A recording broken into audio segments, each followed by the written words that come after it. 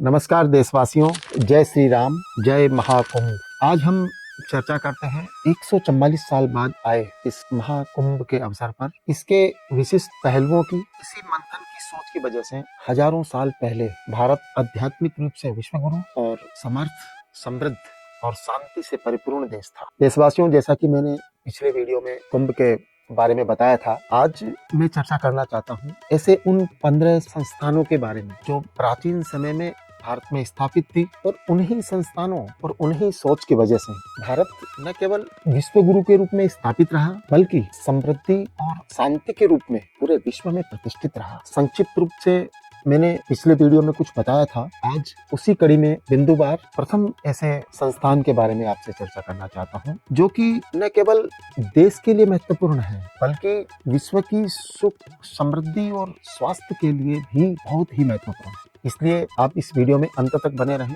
और इसको पूरा सुनें। आज हम बात करते हैं गाय के बारे में। सबसे पहले गाय के प्राचीन गौरव, गायों के महत्व, हमारे अवतारों व विशिष्ट ऋषियों, महान हस्तियों का गायों के साथ प्रेम व जुड़ाव, भारत में गोपालन परंपरा, आज की वर्तमान स्थिति, अंततः अब भारत को माता स्वरूप गौ के लिए क्या विशिष्ट कदम उठाना चाहिए कि भारत का प्राचीन गौ गौरव महत्व को यथार्थ रूप में बदल सके। भारत में अनादिकाल से ही सनातन धर्मियों का मुख्य कर्तव्य गोपालन रहा है। श्रुति पुराण, स्मृति पुराण कहते हैं कि मनुष्यों के उद्धार के लिए आई हुई गौ माता के प्रत्येक अंग में देव रहते हैं, और महर्षि वशिष्ठ का वचन है कि गोमंगल का परम विधान है। हमारे शास्त्रों में कहा गया है कि अमंगल जन भी गो के स्पर्श से मंगल कारक हो जाते हैं। पूर्व काल के राजा सब धनों में गोधन को ही श्रेष्ठ मानते थे। भारत में विभिन्न प्रकार की देसी गाय की नस्ल पाई जाती है, जैसे कि गिर, साहिवाल, राठी और कांकरेज,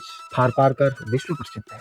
इन नस्लों की विशिष्टता यह है कि वे प्रतिकूल जलवायु में भी अनुकूल रहती है। ये गाय कम भोजन में भी अधिक पोषण देने वाली होती है। भारतीय गाय के दूध में A2 बीटा कैसिन प्रोटीन पाया जाता है, जो पाचन के लिए अत्यंत लाभकारी होता है। यह मधुमेह, हृदय रोग और अन्य समस्याओं के लिए लाभकारी माना गया है। इसके अलावा देसी गाय का दूध स्वर्णिम गुणों से भरपूर होता है। गाभ्यम पंचगव्य च रक्षाय च विग्रहीरितम, अर्थात गाय के पंचगव्य का उपयोग स्वास्थ्य और चिकित्सा के लिए अत्यंत उपयोगी है। गोमूत्र का उपयोग शरीर की अशुद्धियों को दूर करने के लिए किया जाता है। यह रक्तचाप और मधुमेह को नियंत्रित करने में सहायक होता है। एवं गोबर का उपयोग फसल को बढ़ाने एवं त्वचा रोग के लिए भी किया जाता है। इस प्रकार पंचगव्य विभिन्न रोगों के इलाज में इसका उपयोग किया जाता है, जैसे कैंसर, गठिया एवं त्वचा संक्रमण। भारतीय देसी गाय का गोबर एवं गोमूत्र जैविक खेती के लिए वरदान है। गाय के गोबर से मिट्टी की उर्वरता बढ़ती है, इससे रासायनिक खाद की आवश्यकता कम हो जाती है।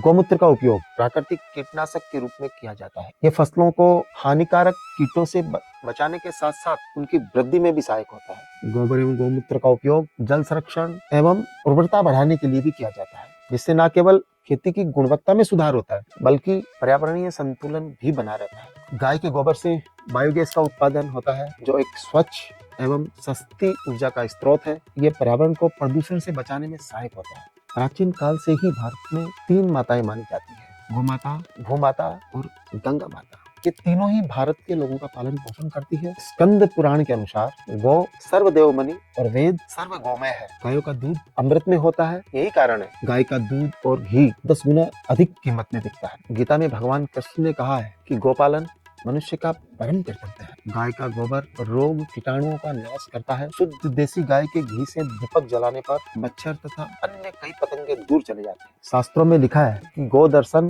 स्पर्श से रोग दोष आदि मिट जाते हैं। प्राचीन समय में गोचर भूमि की प्रचुरता की वजह से गरीब से गरीब व्यक्ति गोपालन से जीवन यापन कर लेता है। यदि हम गाय के और महत्व की बात करें तो इक्ष्वाकु वंशीय राजा दिलीप के गाय के प्रति समर्पण सेवा भाव से ही वरदान स्वरूप वंश वृद्धि हुई। फिर स्कूल में पुत्र के रूप में महाप्रतापी राजा रघु हुए। उसी क्रम में आगे चल करके भगवान श्री राम का जन्म हुआ और वंश रघुकुल कहलाया। रावण के अत्याचार से मुक्ति पाने के लिए गाय माता के नेतृत्व में ही सभी देवगण इकट्ठा होकर के ब्रह्मा जी से प्रार्थना की, जिसके फलस्वरूप भगवान राम अवतरित हुए। गाय का महत्व सिद्ध करने के लिए भगवान श्री कृष्ण गाय चराने वाले बने और गोपाला नाम से विख्यात हुए।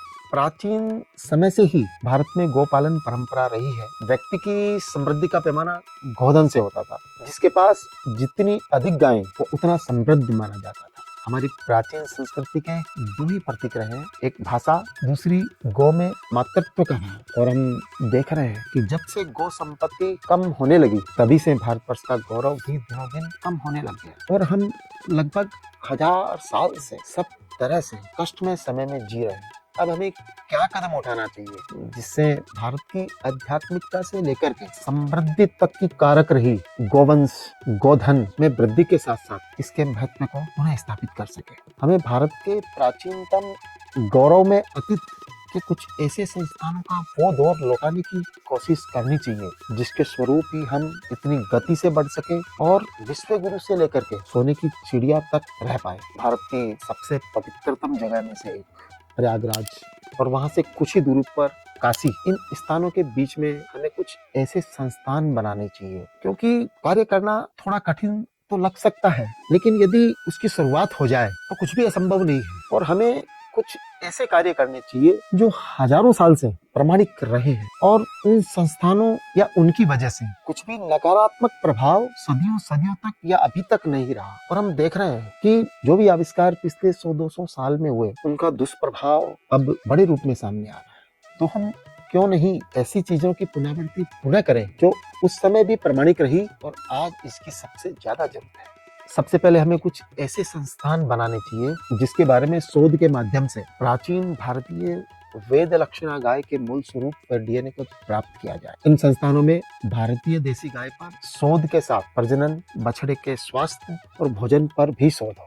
बड़ी मात्रा में ऐसी गाय को कम दरों पर पालकों को दी जाए। गोचर भूमि अनिवार्य रूप से हर गांव में बनाई जाए जिससे कि गरीब से गरीब व्यक्ति गोवंश का पालन कर सके। इन गोचर भूमि में गायों के अनुकूल घास वनस्पति उपलब्ध हो जिससे वह निरोग व हष्ट पुष्ट रह सके। उसका दूध सुपाच्य व पुष्टिकर हो जिससे कि गाय द्वारा प्राप्त दूध, दही, घी, मक्खन अच्छी गुणवत्ता का होगा। गोचर वन भूमि में चरने वाली गाय का गोमूत्र संपूर्ण प्रकार से उदर रोग, नेत्र रोग व अन्य रोगों को मिटा सकता है। गाय के घर में रखने से एक बड़े दोष का निवारण हो जाता है जिसको आजकल सब कोई देखते हैं, वास्तु दोष निवारण। ये हमारे ग्रंथों और शास्त्रों में भी लिखा हुआ है कि जिस घर में गाय का निवास हो उस घर के सारे वास्तु दोष खत्म हो जाते हैं। उस घर में आने वाली सारी नेगेटिव एनर्जी दूर भग जाती है, सकारात्मक ऊर्जा हमेशा बनी रहती है। और गाय के और भी बहुत महत्व है। अगर किसी कारणवश नवजात शिशु की मां का दूध उपलब्ध नहीं हो तो नवजात शिशु के लिए भारतीय देसी गाय का दूध सबसे उपयुक्त है। ये भी एक सबसे बड़ी वजह है कि गाय को माता का दर्जा दिया गया कि बच्चा चाहे कितना ही छोटा हो वो उस दूध के सहारे जीवित रह करके उतने ही पौष्टिक तत्व प्राप्त कर सकता है जो एक माँ के दूध में होता है। आज इस बात की जरूरत है कि गोपालन एक जन प्रेरणा बने। कोई भी घर बनाए तो गाड़ी के पार्किंग के बराबर की जगह वो माता के लिए छोड़े। तो इससे एक मन में भाव आए कि हम गाय रख सकते हैं, गाय को रखने के लिए जगह है। ये बात विशेष रूप से शहरों के लिए है। गाँवों में तो आज भी परंपरा है कि जगह खाली छोड़ी जाती है, वहाँ पर गौ पालन होता है। साथ में शहरों में कटने वाली कॉलोनी में गार्डन की जगह के साथ साथ में गायों के घूमने के लिए भी जगह छोड़ी जानी चाहिए। और यदि ऐसा होता है तो ये एक नवाचार होगा जिससे कि हर व्यक्ति अपने घर में गाय पाल पाएगा क्योंकि गाय को घुमाना बहुत जरूरी है। पास के बगीचे में वो उसको 1-2 घंटा घुमा करके उन्हें वापस ला सकता है। इससे गायों को शहर में रखने की जो सबसे बड़ी असुविधा है वो खत्म हो जाएगी। गायों के गोबर व मूत्र पर शोध हो क्योंकि शास्त्रों में लिखा है कि गोमय वस्ते लक्ष्मी, अर्थात गाय के गोबर में लक्ष्मी का वास होता है। इसी कारण प्राचीन समय में हमारे घरों के आंगन को गोबर से लिपा जाता था और गोबर में एक विशेष किस्म का स्पंज होता है। उसकी वजह से स्वास्थ्य भी ठीक रहता था, आंखों की ज्योति भी ठीक रहती थी और सबसे बड़ी बात यह थी कि घुटनों में कभी भी दर्द नहीं आता था। इस तरह से हमें एक गौ विश्वविद्यालय की स्थापना करनी चाहिए। इसके सर्वांगीण विकास के लिए, इसकी सफलता के लिए, इसके नेतृत्व के लिए कुछ हजार देशभक्त लोग जो गाय गोवंश के महत्व के बारे में जानते हो, जिन्हें शास्त्रों का पूर्ण ज्ञान हो और ऐसे व्यक्तित्व जो इस बात का महत्व समझते हो कि यदि भारत आगे बढ़ सकता है, यदि भारत में समृद्धि आ सकती है, यदि भारत में सब मंगल हो, ऐसे सोच के कुछ व्यक्तित्व या व्यक्ति इस संस्थान को स्थापित करने में एक महत्वपूर्ण भूमिका निभाए। और ये उसी पैटर्न से किया जाए जिस तरीके से इसरो का काम होता है। हम देख रहे हैं कि कुछ हजार स्तरों के वैज्ञानिक देशभक्ति, देश गौरव, सादगी से परिपूर्ण ईश्वर में आस्था रखते हुए ऐसे ऐसे कार्य को अंजाम दे दिया कि हमको ऐसा लगता है कि भारत के प्राचीन अंतरिक्ष विज्ञान के महत्व को पूरे विश्व के सामने आश्चर्यजनक एवं अचंभित तरीके से रखा है। और आज हमें ये महसूस होता है कि हम अंतरिक्ष विज्ञान में किसी से भी कम नहीं है। ये संभव हुआ है इसी तरीके से हमें गोवंश का महत्व समझ करके इस कार्य में लगना चाहिए। कुंभ के महा अवसर पर प्रयागराज के नजदीक ही, प्रयागराज या काशी के बीच में गौ विश्वविद्यालय की स्थापना करनी चाहिए। हमने देखा है कि भारत में कुछ संस्थान ऐसे स्थापित हैं, लेकिन जगह का महत्व है। यदि हम तीर्थ स्थान के नजदीक कोई ऐसे संस्थान स्थापित करते हैं तो आस्था स्वरूप विदेशों से आध्यात्मिक भाव से आने वाले लोग या घूमने के भाव से आने वाले लोग, यदि वो स्थान उनके समकक्ष होगा तो वो जाएंगे, कनेक्ट हो पाएंगे, उसके महत्व को समझ पाएंगे और उससे जुड़ पाएंगे। यदि इस कार्य की शुरुआत करनी हो तो केवल एक मंदिर को ये दायित्व दे दिया जाए तो धन की कोई कमी महसूस नहीं होगी, धन की आवश्यकता पूर्ण हो जाएगी। और क्योंकि मंदिर धर्म से जुड़ा हुआ है और गाय भी धर्म से जुड़ी हुई है तो एक कनेक्ट और कनेक्शन भी अच्छा होगा, क्योंकि हर मंदिर की अपनी एक गौशाला होती है। तो इस कार्य में कोई प्रोफेशनल भाव नहीं होकर के एक भक्तिमय भाव से भी जुड़ा होगा। आज हम देखते हैं कि विश्व के कई देशों में भारत की देसी गाय का बहुत महत्व है और भारत की देसी गाय का घी और दूध महंगी कीमत पे बिकता है। बाहर वाले हमारे महत्व को समझ रहे हैं और हम कुछ भी नहीं कर पाते। हमें इस दिशा में आगे बढ़ना चाहिए। यदि हम आगे बढ़ेंगे तो ही सोच करके इस पे कुछ कर पाएंगे। कहीं न कहीं तो शुरुआत करनी पड़ेगी। और क्योंकि दूध एक ऐसी चीज है जिसकी आवश्यकता निश्चित रूप से हर घर में रहती है। गाय का महत्व जन जन के दिमाग में है, हर कोई चाहता ही है, हर एक के मन में ये भाव तो है ही कि मैं गाय रखूं, गाय का दूध प्राप्त कर सकूं। यदि बड़े स्तर पर सोच करके इस कार्य को आगे बढ़ाया जाए, एक बार एक संस्थान से शुरुआत करके फिर और भी इंस्टीट्यूशन इस कार्य को आगे बढ़ा सकते हैं और ऐसे संस्थानों का फैलाव पूरे भारत वर्ष में हो सकता है। और ये निश्चित है कि ऐसे कार्य एक बड़ी इकोनॉमी बनने में बहुत बड़ी भूमिका निभाएंगे। तो आइए हम सब इस दिशा में सोचें, मंथन प्रारंभ करें, लिखें, बोलें, क्योंकि कहीं न कहीं जन जागृति के माध्यम से ही बड़े कार्य होते हैं। और यूं ही हम गाय का नाम लेते हैं तो मानसिक रूप से बड़े कनेक्ट होते हैं। और ये महाकुंभ ही है जो मंथन करवाता है, सोचने की प्रेरणा देता है, फिर अमृत बाहर निकलता है।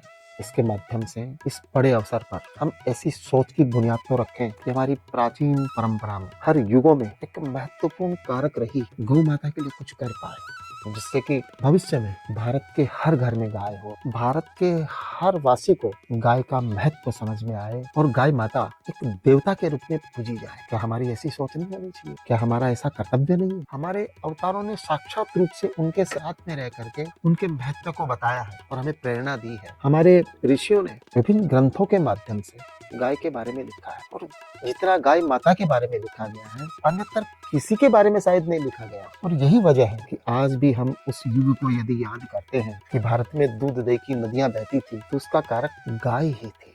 हमें इस दिशा में कोशिश करके एक जन क्रांति के रूप में सोचना चाहिए, मंथन करना चाहिए, ऐसे विचार रखना चाहिए जिससे कि हम गाय के देवत्व को उन्हें प्रतिष्ठित कर सकें। शास्त्रों में लिखा हुआ है सर्व देवानाम मृता गाव, अर्थात गाय सभी देवताओं के समान पवित्र और अमृत में है। देशवासियों, इस वीडियो में आज इतना ही। अगले वीडियो में मैं उस दूसरे संस्थान के बारे में बोलूंगा जो भारत का आधार स्तंभ होगा। अगर आपको ये वीडियो पसंद आए तो कमेंट्स में जय श्री राम, जय महाकुंभ अवश्य लिखें। तब तक के लिए जय श्री राम, जय महाकुंभ।